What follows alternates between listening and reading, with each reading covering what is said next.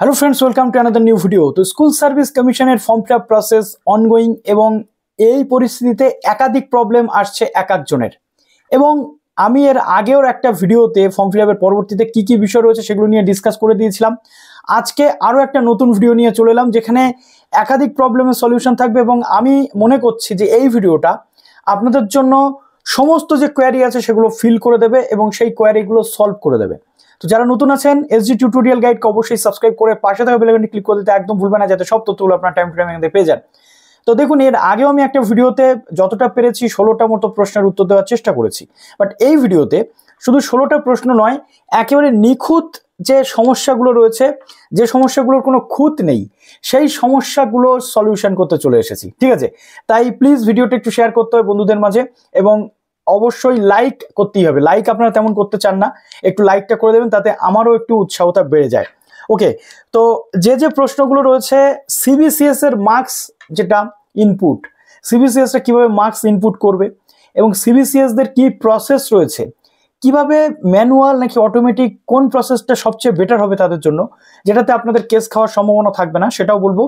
এবং মহিলাদের বিয়ের পরের যে নাম পরিবর্তন বা যে বিষয়গুলো রয়েছে সেটা নিয়ে ডিসকাস করবো। আধার আর অ্যাডমিট কার্ডের যে ম্যাটার, সেটা এডিট অপশন আমি পাবো কিনা সেটা নিয়ে ডিসকাস করছি। সিবিসিএস দের 300 মার্কের পেপার নিয়ে একটা কনফিউশন তৈরি হচ্ছে, তো সেটা আজকে এত সুন্দরভাবে সলভ করে দেবো, পুরো ডিকোড করে দেবো, যাতে আর দ্বিতীয়বার কোনো প্রশ্ন তোলার জায়গায় আপনাদের না থাকে। তো একদম প্রথমে যেটা আমরা ডিসকাস করব এবং আমি হাতে কলমে খাতায় আপনাদের দেখিয়ে দেবো সিবিসিএস দের কিভাবে মার্কস ইনপুট করা উচিত বা কিভাবে পুরো প্রসেস করা উচিত। ওকে, তো একদম প্রথমে যেটা আমরা শুরু করব সেটা হচ্ছে ওবিসি দিয়ে। ওবিসিরা এই মুহূর্তে কি করবে? দেখো, ওবিসি বা ওবিসি যারা আছেন বা আছো তাদের বলবো, যেহেতু আদালতে মামলাটা এখন বিচারাধীন রয়েছে, sub judice matter, legal proceedings complete না হলে ওবিসি নিয়ে কোনো ডিটেল আসছে না। প্রশ্ন হচ্ছে যে যারা অলরেডি ওবিসি দিয়ে ফিল আপ করে নিয়েছেন তারা কি করবেন? রিসাবমিট করতে বলছে। এখন ওবিসি নিয়ে রিসাবমিটের বা কোনো কিছুর সঠিক গাইডেন্স আসেনি। যেভাবে আপনারা ফর্মটা ফিল আপ করেছেন সেইভাবে আপনারা ফিল আপ করে রেখে দিন। 4 তারিখে হাইকোর্টের হিয়ারিং আছে, সেখানে কি হয় আগে আমরা দেখব। দ্বিতীয়ত, ওবিসির একটা কিন্তু পোর্টালে ওবিসিটাই শুধু কারেকশনের জায়গা থাকবে, যাদের ওবিসি থাকবে না তাদের সেখানে আপনারা জেনারেল করে দেবেন। আর যাদের এখন যারা ফর্ম ফিল আপ করছেন জেনারেল হিসাবে, তারা ওবিসি যদি পেয়ে যান তাহলে সেই সময় আপনাদের ওবিসিটাকে এডিট করার অপশন দেওয়া থাকবে, লিঙ্ক সেখানে থাকবে, বা এডিট অপশনের একটা জায়গা কিন্তু থাকবে আপনাদের ড্যাশবোর্ডে। ঠিক আছে, ওবিসি সিলেক্ট আপনারা করতে পারবেন। কিন্তু বর্তমানে প্রবলেমটা তাদের হবে যাদের ওবিসির এজ রিল্যাক্সেশনটা দরকার, সেই জায়গাতে কিন্তু কোনো প্রবলেমের সলিউশন করা হচ্ছে না। এখন 14ই জুলাইয়ের মধ্যে যদি কেস না মেটে, 14ই জুলাইয়ের মধ্যে যদি ওবিসির এই প্রবলেম না ঠিক হয়, তাহলে যে ক্যান্ডিডেটগুলো 43 বছর বয়স হয়ে গেছে, 3 বছর ছাড়ে তারা 40-এর মধ্যে ফর্মটা ফিল আপ করতে পারতো, তারা আর কিভাবে পারবে? এটা একটা বড় প্রশ্ন উঠছে, কিন্তু এই প্রশ্নের সদুত্তর কেউই এই মুহূর্তে দিতে পারছে না, যেটা কিন্তু দেওয়াটা জরুরি ছিল। ওকে, তো ওবিসির ক্যান্ডিডেটদের আমি বলবো যে এই মুহূর্তে এই পরিস্থিতি রয়েছে। এবার আসছে যে সিবিসিএসরা কি করবে, ম্যানুয়াল বসাবে আনচেক করে, নাকি পার্সেন্টেজ দের যেটা রয়েছে সিজিপিএ সেটা বসাবে। সিবিসিএস দের মধ্যে আবার একটা প্রবলেমও আছে, যাদের নাম্বার দেওয়া থাকে না, শুধু গ্রেড দেওয়া থাকে, তারা কি করবে? ওকে, যাদের শুধু গ্রেড দেওয়া থাকে তারা একবার টোটালের জায়গাতে টোটাল যেটা ক্রেডিট সেটা তোমরা দেবে, সেটা তোমরা তো দিয়ে দিলে যে টোটাল মার্কস কত রয়েছে, সেটা মানে কত মার্কসের মধ্যে টোটাল পরীক্ষা হয়েছে আর তুমি অবটেন্ড কত পেয়েছো। আগে দেখবে আনচেক করে, ওই যে টিক মারার যে জায়গা রয়েছে, বলেছে যাদের গ্রেড সিস্টেম রয়েছে তাদের আনচেক করতে হবে। আনচেক করে তোমরা বসিয়ে দেখবে যে দুটো ক্যালকুলেশন করে পার্সেন্টেজ ঠিক আসছে কিনা, এটা একটা প্রসেস। না হলে যাদের গ্রেড সিস্টেম শুধু নাম্বার দেওয়া থাকে, মানে মার্কস দেওয়া থাকে না, শুধুমাত্র গ্রেড দেওয়া থাকে, তারা কি করবে, ওই গ্রেডের জন্য কত কত মার্কস রয়েছে সেই গ্রেড পয়েন্ট থেকে মার্কস বের করার কিন্তু ফর্মুলা রয়েছে তোমার ইউনিভার্সিটিতে, ক্যালকুলেশন ফর্মুলা। সেখান থেকে টোটাল যে গ্রেড থেকে মার্কস কত এবং তুমি অবটেন্ড গ্রেড থেকে সেই মার্কসটা কত সেটা তুমি ক্যালকুলেশন করবে, তারপর সেটা পার্সেন্টেজ করে বসিয়ে দিলে ম্যানুয়ালি। আনচেক করার অর্থ হচ্ছে ম্যানুয়াল, তুমি সেখানে পার্সেন্টেজটা নিজে ক্যালকুলেশন করে বসাতে পারো। আর চেক করা থাকলে পার্সেন্টেজ যেটা ওখানে আসবে সেটাই আসবে, তুমি নতুন করে কিছু বসাতে পারবে না। ওকে, তো এটা গেল সবচেয়ে বড় একটা ব্যাপার, যেটা গ্রেড সিস্টেমে যারা রয়েছে শুধুমাত্র গ্রেড পয়েন্ট যাদের দেওয়া থাকে, কোনো টোটাল মার্কস দেওয়া থাকে না। যেমন ক্যালকাটা ইউনিভার্সিটি, ডব্লিউবিএসইউ বা অন্যান্য যে ইউনিভার্সিটি রয়েছে সেখানে মার্কস দেওয়া থাকে, এক একটা পেপারের ফুল মার্কস 75, ক্যান্ডিডেট কত পেয়েছে 75 এর মধ্যে সেটা দেওয়া থাকে। কিন্তু কিছু ইউনিভার্সিটি আছে সেখানে শুধুমাত্র গ্রেড দেওয়া থাকে, এটা তাদের জন্য বললাম। আর সিবিসিএস ক্যান্ডিডেট যাদের মার্কস দেওয়া থাকে তা সত্ত্বেও সিজিপিএ দেওয়া থাকে, সিজিপিএ থেকে পার্সেন্টেজ ক্যালকুলেশনের যে ফর্মুলা রয়েছে সিজিপিএ ইন্টু 10, এটা সব জায়গাতে অ্যাপ্লিকেবল হবে, এসএসসির ওয়েবসাইটে এটা দিতে পারবে কিনা সেটা একদম লাস্টে বলবো, খাতা কলমে তোমাদের বুঝিয়ে দিয়ে বলবো। এবং কোন কোন মার্কস সেখানে প্রয়োজন হবে, অনার্সের মার্কস যদি শুধু দাও সেখানে অনার্সের কোন কোন পেপার তুমি দিতে পারবে, পাশের মার্কস যদি দাও পাশের কোন কোন পেপার তোমার, অর্থাৎ কোন কোন কোর্স তোমাকে দিতে হবে, ডিটেল ডিসকাশন করবো, ঠিক আছে? তাই একটু ভিডিওটা শেষ পর্যন্ত দেখে যাও। এবার প্রশ্ন হচ্ছে এডিট অপশন কি পাবো? দেখো গেজেটে বা নোটিফিকেশনে পরিষ্কার বলা আছে যে কোনো এডিট অপশন কোনো ক্যান্ডিডেট পাবে না। তাই এডিট অপশন পেলে যে আমি এডিট করব এই চিন্তা থেকে কিন্তু আমাদের দূরে থাকা দরকার। অনেক ক্যান্ডিডেট আছে যাদের প্রবলেম হয়ে গেছে, যেমন ফটো উইথ সিগনেচার সেটা তারা আপলোড করতে পারেনি, অনেক ক্যান্ডিডেট আছে যাদের মার্কস ইনপুটের প্রবলেম হয়েছে, অনেক ক্যান্ডিডেট এমন আছে প্রোফাইল বানানোর সময় নামের ক্ষেত্রে সমস্যা করে ফেলেছে। এই সমস্যাগুলো কিন্তু আছে। যদি এডিট অপশন আসে তাহলে ভালো, আর যদি এডিট অপশন না আসে তাহলে আমাদের উপায় কি? ওকে, এবার যেটা প্রশ্ন হচ্ছে যে মিডিয়াম সিলেকশনের যে জায়গা সেটা প্রবলেম হচ্ছে, তো চলো মিডিয়াম সিলেকশনের যে জায়গা সেটা একদম ক্লিয়ার করে দিই। ওকে, অনেকের প্রশ্ন হচ্ছে যে অ্যাপ্লিকেশন পেজে গিয়ে আমার যখন মিডিয়াম সিলেকশনের জায়গা সেটা, তো দেখো প্রথমে তোমাদের বলি এখানে একটা অপশন আছে মিডিয়াম অফ ইনস্ট্রাকশন, অর্থাৎ এটার অর্থ কি? এটা হচ্ছে যে কোন মাধ্যমে তুমি পড়াতে চাইছো, select the medium of instruction applying for, অর্থাৎ কোন মাধ্যমে তুমি পড়াতে চাইছো সেটা অ্যাপ্লাই করতে বলছে। এখানে কি কি মাধ্যম আছে? সবার আগে আমরা ওই ড্রপ ডাউন মেনুতে যদি যাই তাহলে আমরা দেখতে পাচ্ছি যেখানে একাধিক মিডিয়াম আছে। এখানে যেটা আছে মিডিয়াম অফ ইনস্ট্রাকশন, একদম গেজেটে যেটা উল্লেখ ছিল বা বিষয় ছিল সেটা আমি তোমাদের বলি। প্রথম কথা হচ্ছে এখানে বাংলা মিডিয়াম তোমরা অপশন পাচ্ছ, ইংলিশ মিডিয়াম অপশন পাচ্ছ, হিন্দি, নেপালি, ওড়িয়া, সাঁওতালি, তেলেগু এবং উর্দু মিডিয়াম তোমরা পাচ্ছ। তাহলে অনেকের প্রশ্ন আছে দাদা আমি তো ইংরেজি মিডিয়ামে পড়েছি, আমি বাংলা মিডিয়ামের স্কুলে পড়াতে চাই, আমার অপশন কি? বাংলা মিডিয়াম করতে গেলে তাহলে বাংলা মিডিয়ামটাকে তোমাকে সিলেক্ট করতে হচ্ছে বেঙ্গলি, অথবা আমি বাংলা মিডিয়ামে পড়েছি ইংলিশ মিডিয়ামে পড়াতে চাই, আমার কাছে অপশন কি? আমরা প্রত্যেকে জানি বাংলা মিডিয়াম বা ইংলিশ মিডিয়ামে যারা পড়ে তাদের বেশিরভাগ ক্ষেত্রে ফার্স্ট ল্যাঙ্গুয়েজ হয় বাংলা, সেকেন্ড ল্যাঙ্গুয়েজ হয় ইংলিশ। আর ইংলিশ মিডিয়ামের ক্ষেত্রে ফার্স্ট ল্যাঙ্গুয়েজ হয় ইংলিশ, সেকেন্ড ল্যাঙ্গুয়েজ হয় কিন্তু বাংলা। এখন এই যে জায়গা রয়েছে এখানে একটু যদি আমরা দেখি তাহলে আমরা দেখতে পাবো যে মিডিয়াম অফ ইনস্ট্রাকশন আমাদের এখানে সিলেক্ট করতে হচ্ছে। অনেক হয়তো ভাবছে যে বাংলা পড়ে থাকতে হবে বা ইংরেজি পড়ে থাকতে হবে তবেই প্রত্যেকটা সেকশনে মাধ্যমিক, উচ্চ মাধ্যমিক, গ্রাজুয়েশন, পোস্ট গ্রাজুয়েশন তবে আমি অ্যাপ্লাই করতে পারবো। এই জায়গাটা ভীষণভাবে কনফিউজ সবাই। আমাদের গ্রুপে এই নিয়ে প্রচুর কনফিউশন আমরা ক্লিয়ার করেছি, গতকালকে রিসার্চ করার পর মোটামুটি আমরা যেটা দেখলাম সেটা আজকে তোমাদের সঙ্গে একটু শেয়ার করি। প্রথম কথা হচ্ছে তুমি কোন মিডিয়ামে স্কুলে পড়াতে চাও, বাংলা, হিন্দি, উর্দু, নেপালি নাকি কোন মিডিয়াম, সেটা তোমাকে সিলেক্ট করতে হবে। সেই মিডিয়ামে তুমি তখনই পড়াতে পারবে যখন কি, দেখো একদম গেজেটের যেটা ভাষা আমি সেটা তোমাদের বলবো, as the case may be shall have passed Bengali, English, Hindi or Nepali or Oriya, Saantali, Telugu or Urdu as the case may be as first or second or third language at secondary level, higher secondary level, graduation level, post graduation level examination conducted by the board, other board. Okay, এখানে কি বলা হচ্ছে, অর্থাৎ তুমি Bangla medium হোক, English medium হোক, হিন্দি হোক, সাঁওতালি হোক, তেলেগু হোক, উর্দু হোক, যে মিডিয়ামে তুমি যাও সেই যে মিডিয়ামটা তুমি সিলেক্ট করছো সেই সাবজেক্টটা, অর্থাৎ সেই বাংলা হোক, হিন্দি হোক বা ইংলিশ হোক বা উর্দু হোক, সেই সাবজেক্টটা তোমাকে হয় মাধ্যমিক, না হয় উচ্চ মাধ্যমিক, না হয় গ্রাজুয়েশন, না হয় পোস্ট গ্রাজুয়েশনে ফার্স্ট ল্যাঙ্গুয়েজ হিসেবেও যদি তুমি পড়ে থাকো তাহলে হবে, যদি সেকেন্ড ল্যাঙ্গুয়েজ হিসেবে পড়ে থাকো তাহলেও হবে, যদি থার্ড ল্যাঙ্গুয়েজ হিসেবে পড়ে থাকো তাহলেও কিন্তু হবে। এবং এখানে সবকটার মধ্যে সবকটা টিক মারার কোনো দরকার নেই, যে কোনো একটাতে টিক মারতে হবে। সেটা মাধ্যমিকেও মারতে পারো, সেটা উচ্চ মাধ্যমিকেও মারতে পারো, সেটা গ্র্যাজুয়েশনে মারতে পারো। অ্যাটলিস্ট তোমার কাছ থেকে জানতে চাওয়া হচ্ছে যে তুমি যে ওই মিডিয়ামে পড়াতে চাইছো সেই মিডিয়ামটা তুমি জানো কিনা, অর্থাৎ তুমি সেই সাবজেক্টটা পড়েছো কিনা, সেই ল্যাঙ্গুয়েজ পেপার বা সেই ভাষাটা তুমি জানো কিনা। ব্যাস, ওয়েল অ্যান্ড গুড, আশা করছি ক্লিয়ার হয়ে গেল। অর্থাৎ এবার যদি ফর এক্সাম্পল আমরা দেখি, কি দেখবো, যদি কোনো ক্যান্ডিডেট ইংলিশ মিডিয়ামে পড়ে থাকে, উচ্চ মাধ্যমিকে হোক বা গ্র্যাজুয়েশনে হোক, হোয়াট এভার, সে বাংলা মিডিয়ামে অ্যাপ্লাই করতে চাইছে, অথচ সে মাধ্যমিকে বাংলা পড়েনি, উচ্চ মাধ্যমিকে সেকেন্ড ল্যাঙ্গুয়েজ হিসেবে বাংলা পড়েছে, তাহলে সে ওই উচ্চ মাধ্যমিকের জায়গাতে টিক মেরে দেবে যে হ্যাঁ ভাই বাংলা মিডিয়াম আমি সিলেক্ট করেছি, বাংলাটা আমি উচ্চ মাধ্যমিকে পড়েছি অ্যাজ এ সেকেন্ড ল্যাঙ্গুয়েজ। ঠিক আছে, তাহলে ক্লিয়ার হয়ে গেল বিষয়টা মিডিয়াম অফ ইনস্ট্রাকশন নিয়ে, তাহলে আর কারোর কোনো ডাউট থাকার কথা নয়। ওকে, এবার যেটা প্রশ্ন হচ্ছে যে বিবাহিত মহিলারা কি করবেন।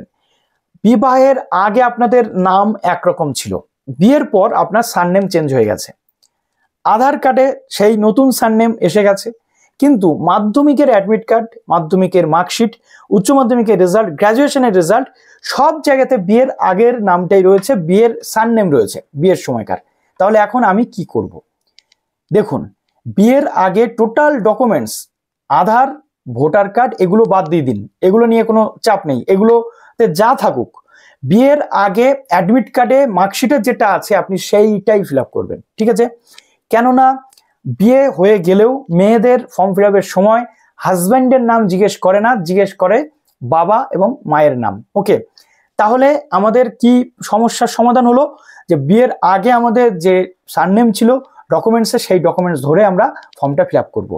এবার একটা ছোট্ট প্রশ্ন থাকে যে পরবর্তী ক্ষেত্রে আধার কার্ড বা এই জিনিসগুলো যদি দেখতে চায় আপনি দেখাবেন, আপনি চাইলে একটা ম্যাজিস্ট্রেটের কাছ থেকে এফিডেভিট করে নিতে পারেন যে বিয়ের আগে এই ব্যক্তিটির নাম ছিল এই, বিয়ের পর সারনেম চেঞ্জ হয়েছে এই, অর্থাৎ মার্কশিট, অ্যাডমিট কার্ড, একাডেমিক সব জায়গাতে এই ব্যক্তিটি এই নামে পরিচিত, এই ব্যক্তি আর এই ব্যক্তি একই, একটা এফিডেভিট করে নিলে আপনার সমস্ত ঝামেলা মিটে যাবে।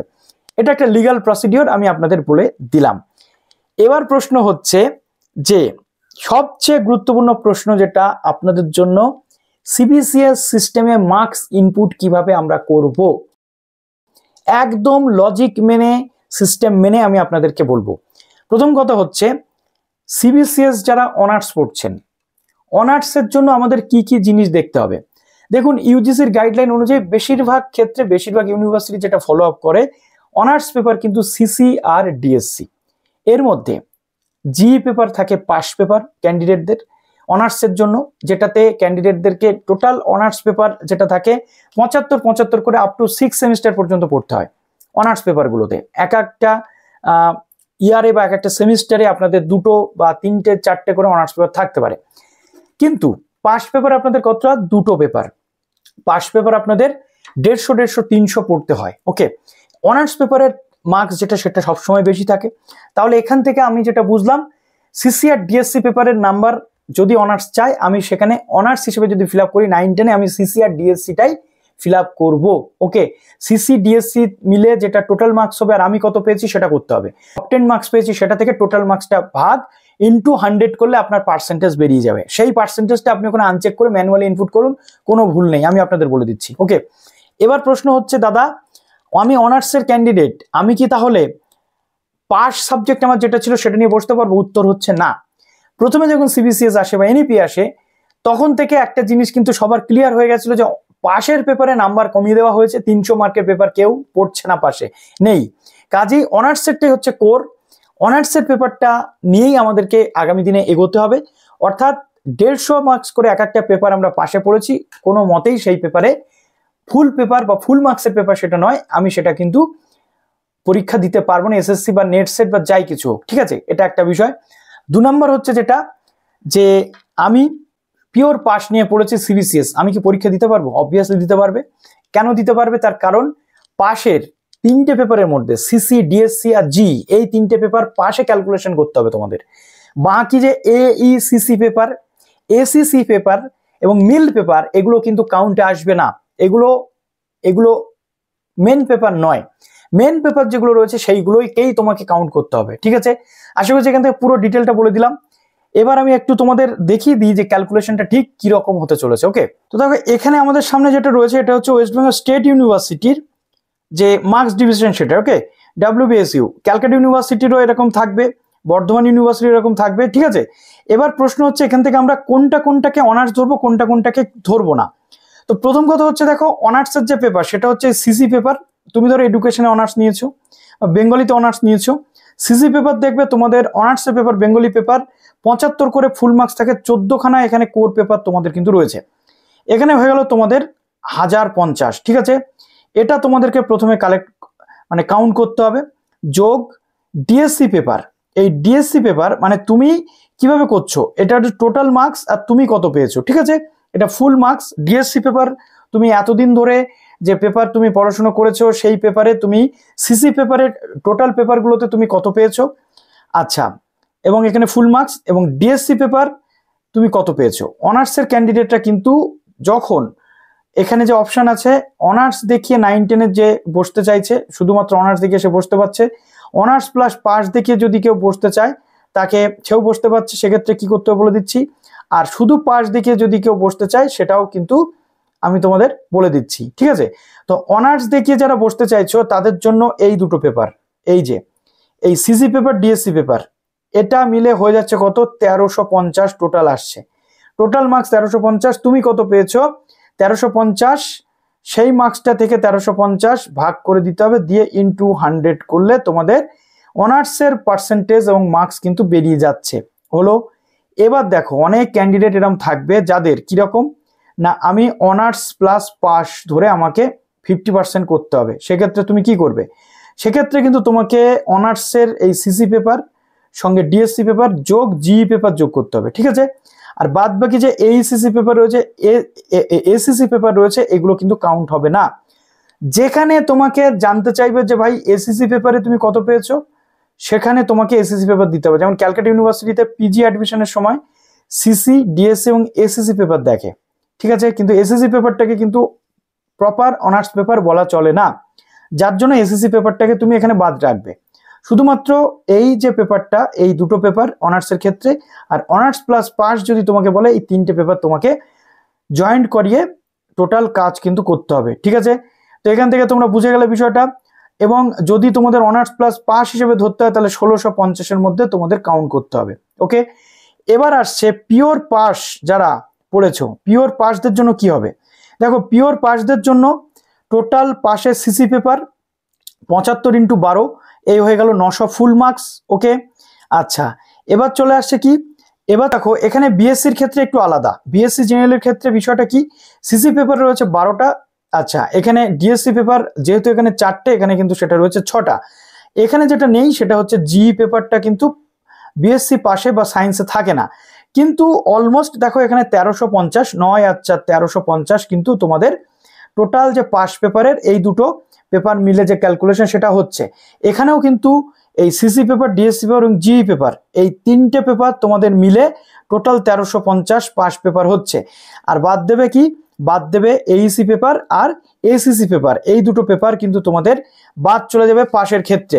এই দুটো পেপারের কিন্তু কোনো ভ্যালু হবে না, শুধুমাত্র এই 3টে পেপার নিয়ে তোমাদের পাশের পেপারের যে টোটাল পাস গ্র্যাজুয়েশনের যেটা সেটা করতে হবে। এবার প্রশ্ন হচ্ছে যে যারা অনার্স নিয়ে পড়ছো তাদের পাস পেপার মাত্র 300, তাহলে বলতে পারো 300টা কি, 150 দুটো সাবজেক্টে ভাগ করছি, অতএব কোনো একটা সাবজেক্টে পার্টিকুলার আমরা 300 পড়ছি না, 150 করে পড়ছি। যার জন্য যারা অনার্স নিয়ে পড়েছো তারা নিজস্ব পাস পেপার যেটা রয়েছে সেই পেপারে পরীক্ষা দিতে পারছো না, কিন্তু পিওর পাস নিয়ে যারা পড়েছে তারা পরীক্ষা দিতে পারছে। কেন পাচ্ছে, তার কারণ এই 75 করে ডিএসসি পেপার, ধরো বাংলা সিসি পেপার এবং ডিএসসি পেপার উভয় রয়েছে।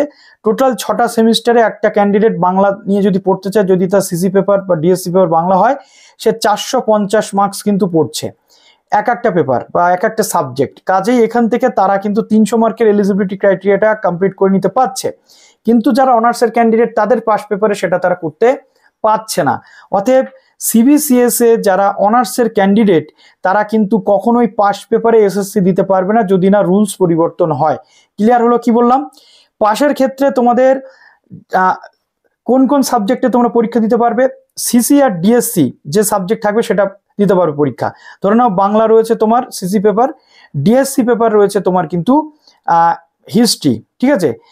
তাহলে বাংলা বা হিস্ট্রি এটা ডিএসসি বা সিসি যাই হোক এই দুটোতে তোমরা পরীক্ষা দিতে পারবে, কিন্তু যেটাতে পরীক্ষা দিতে পারবে না সেটা কি, এই যে 150 নম্বরের জি পেপার এটাতে তোমরা পরীক্ষা দিতে পারবে না। কেন পারবে না, তার কারণ জি পেপারটা টোটাল 150 মার্কের পেপার হচ্ছে, 75 করে দুটো, ওকে?